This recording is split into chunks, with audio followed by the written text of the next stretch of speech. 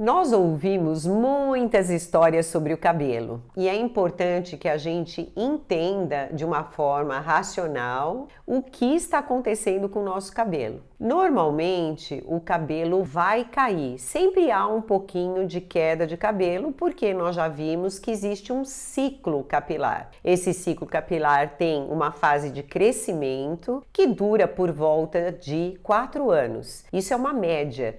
Tem pessoas que a fase de crescimento dura 2 anos e tem pessoas que a fase de crescimento dura 8 anos. Por isso que tem gente que fala, mas meu cabelo não cresce mais que isso. Realmente, às vezes isso é determinado geneticamente e você não vai ter o comprimento que uma pessoa de 8 anos de fase anágena vai ter. Então há variações individuais. Mas o mais importante é você conhecer seu cabelo. Você sabe o quanto ele cresce, você sabe a quantidade que ele costuma cair. Então, sinal de alerta quando você nota que há mais queda de cabelo. Que de repente você começa a ver fios de cabelo no teu travesseiro, aonde você está trabalhando, você começa a ver que a tua roupa fica cheia de cabelo. Realmente você percebe que de alguma forma aquilo mudou. Eu acho muito importante vocês sedimentarem isso, porque existe uma questão individual. Então é você que tem que prestar atenção. Por quê? Porque tem gente que tem mais queda de cabelo, sempre cai um pouquinho mais, é aquele o ritmo daquela pessoa. Mas você tem que conhecer o seu. Então, observe. Se houver uma mudança importante, então, sinal de alerta. Por que que o cabelo cai? Nós podemos ter problemas específicos do folículo, doenças do couro cabeludo. E aí, essas doenças nós chamamos de alopécias. Nós falamos doenças, às vezes elas não causam grandes alterações, mas elas são doenças porque aquilo fugiu do normal, não é a normalidade. Então, quais são as alopécias existentes? A alopécia androgenética,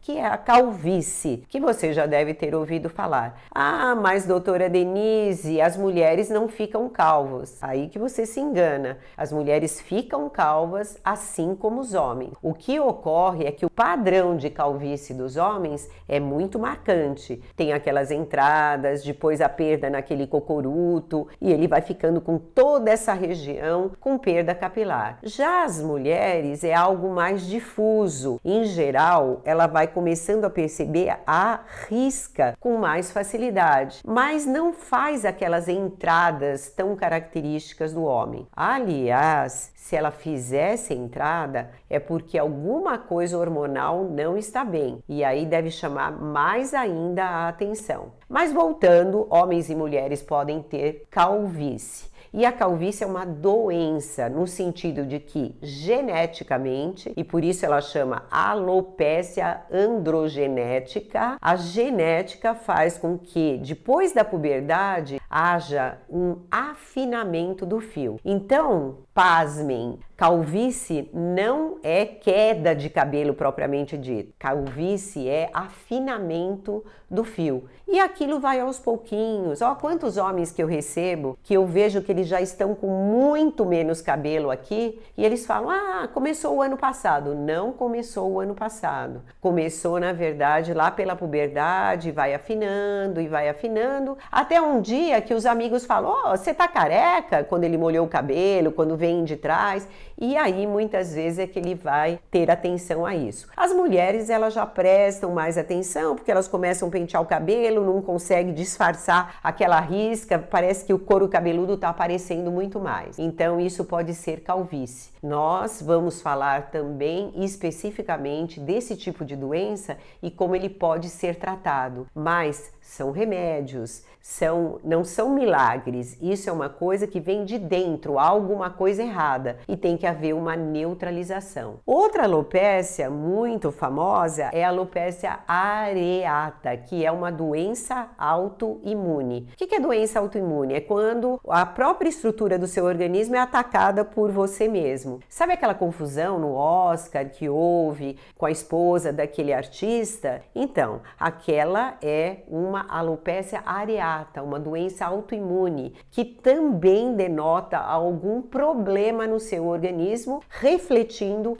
no couro cabeludo. Também existem tratamentos específicos. E existem várias outras alopécias, inclusive cicatriciais. Uma é a chamada alopécia fibrosante frontal. A testa vai ficando maior, você vai ficando sem cabelo nessa região, inclusive a penugem, a sobrancelha também cai e os pelos do corpo também caem. Mas olha, isso demora anos. Às vezes entre cair o pelo do corpo, que a pessoa, eu tô com menos pelo no corpo, e aparecer isso no couro cabeludo demoram 10 anos, 12 anos. Essa alopécia fibrosante frontal é fibrosante. Fibrosante quer dizer que aquele local caminha por uma cicatriz. E toda vez que houver uma evolução para cicatriz, o processo é mais irreversível. Mas há controle, há tratamento. Então precisamos conhecer melhor. Bom, eu queria que vocês entendessem que isso que eu estou explicando são explicações sobre doenças do folículo, né, que tem alguma explicação no teu organismo. O outro tipo de queda de cabelo é muito diferente, é o eflúvio. Quer dizer, o cabelo cai com uma repercussão de alguma coisa que está acontecendo com você. Mas não há especificidade, não há problema no folículo, não é uma doença que ataca ali aquela estrutura, mas sim há uma repercussão do ciclo, porque o organismo resolve gastar menos energia ou mais energia. Então, por exemplo, o seu cabelo pode cair porque você está com um hipotiroidismo. A tireoide é uma glândula super importante que controla um monte de funções no nosso organismo, inclusive temperatura corporal, e é fundamental para vários processos. Quando ela começa a ficar preguiçosa, o cabelo pode cair. E às vezes o primeiro sinal do hipotiroidismo para você vai ser uma queda de cabelo. Existe também queda de cabelo por causa de anemia,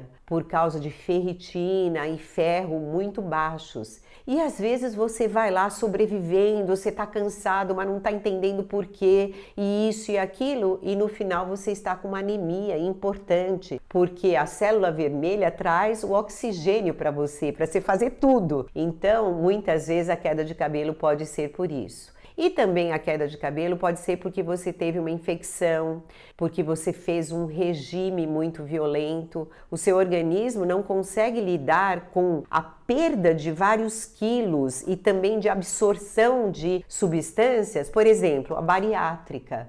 Geralmente você não consegue depois absorver tão bem os nutrientes e você pode ter uma queda de cabelo. Então, eu estou tentando explicar bem claramente os motivos pelos quais o seu cabelo pode cair. E isso é importante para que você não seja enganado, para que você não vá lá e gaste uma fortuna às vezes, ou fazendo um tratamento, ou comprando um remédio milagroso, porque depois o seu cabelo ia melhorar sozinho e você vai achar que aquilo foi o milagre. Então, você, infelizmente, é muito enganado nesse sentido, todos os dias. Cuide-se!